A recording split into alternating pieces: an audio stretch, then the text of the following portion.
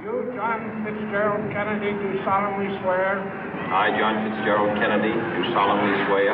That you will faithfully execute the office of President of the United States. That I will faithfully execute the office of President of the United States. And will, to the best of your ability. And will, to the best of my ability. Preserve, protect, and defend the Constitution of the United States. Preserve, protect, and defend the Constitution of the United States. So help you God. So help me God.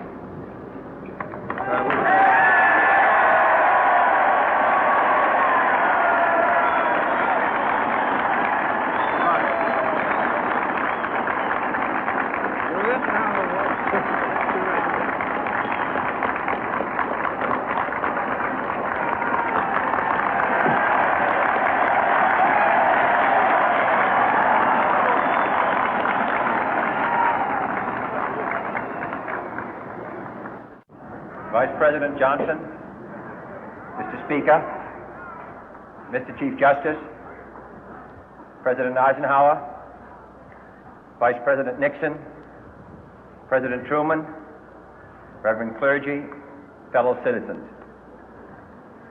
We observe today not a victory of party, but a celebration of freedom, symbolizing an end as well as a beginning, signifying renewal as well as change. For I have sworn before you and Almighty God the same solemn oath our forebears prescribed nearly a century and 3/4 ago.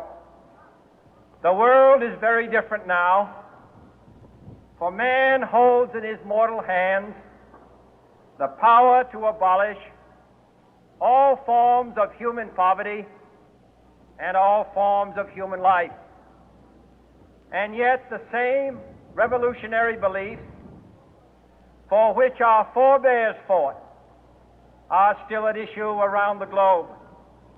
The belief that the rights of man come not from the generosity of the state, but from the hand of God.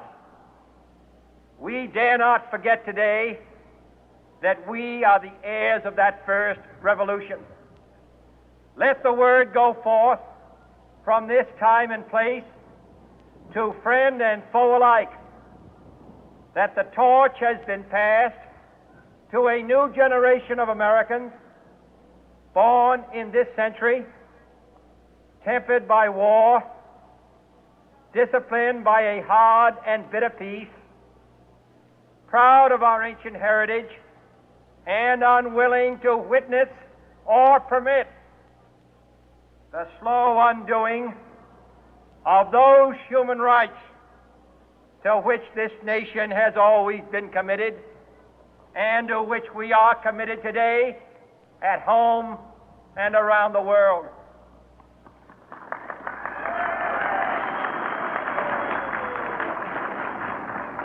Let every nation know, whether it wishes us well or ill, that we shall pay any price, bear any burden, meet any hardship, support any friend, oppose any foe to assure the survival and the success of liberty.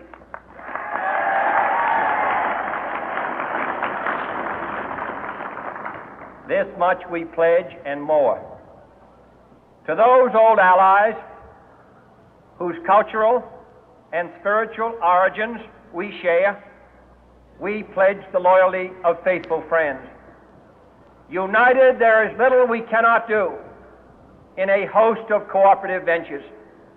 Divided, there is little we can do, for we dare not meet a powerful challenge at odds and split asunder.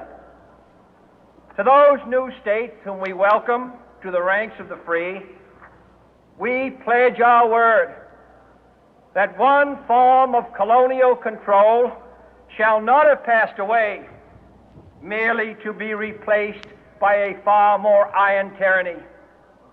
We shall not always expect to find them supporting our view, but we shall always hope to find them strongly supporting their own freedom, and to remember that in the past, those who foolishly sought power by riding the back of the tiger ended up inside.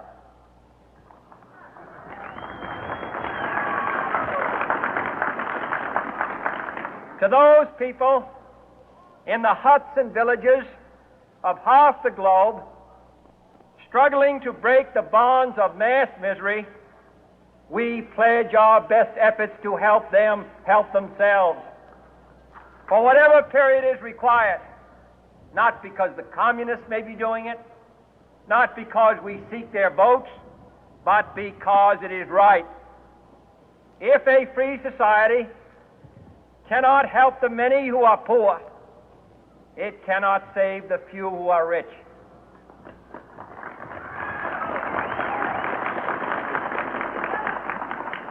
To our sister republics south of our border, we offer a special pledge to convert our good words into good deeds, in a new alliance for progress, to assist free men and free governments in casting off the chains of poverty. But this peaceful revolution of hope cannot become the prey of hostile powers. Let all our neighbors know that we shall join with them to oppose aggression or subversion anywhere in the Americas. And let every other power know that this hemisphere intends to remain the master of its own house.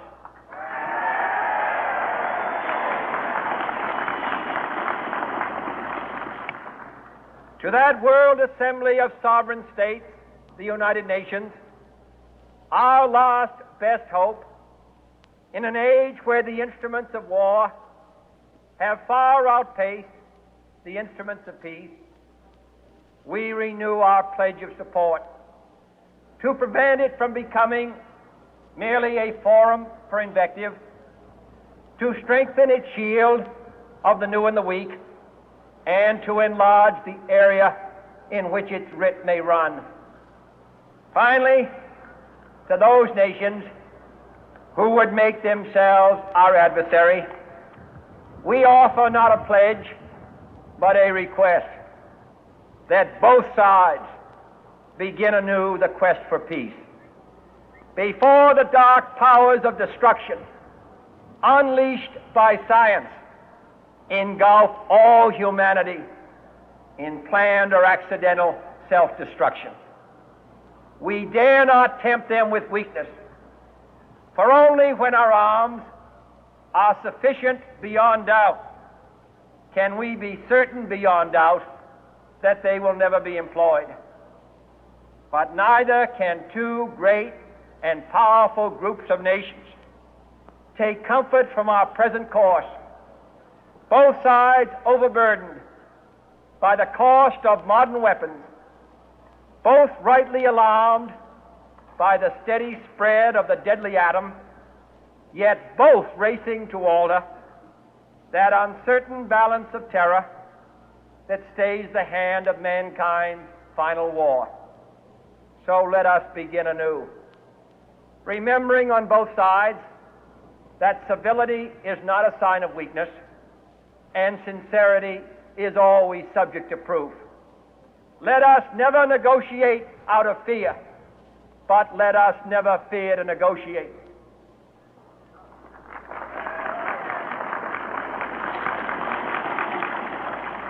Let both sides explore what problems unite us, instead of belaboring those problems which divide us. Let both sides, for the first time, formulate serious and precise proposals for the inspection and control of arms, and bring the absolute power to destroy other nations under the absolute control of all nations.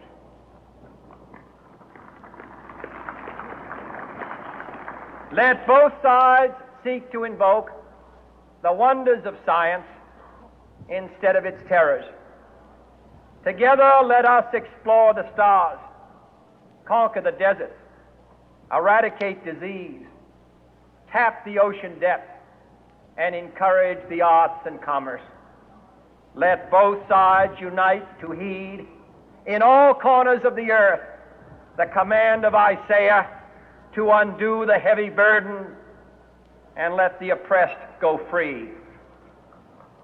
And if a beachhead of cooperation may push back the jungle of suspicion, let both sides join in creating a new endeavor, not a new balance of power, but a new world of law, where the strong are just and the weak secure and the peace preserved.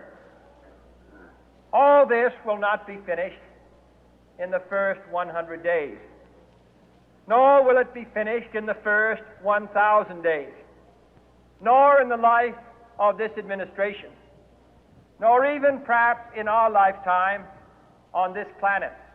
But let us begin.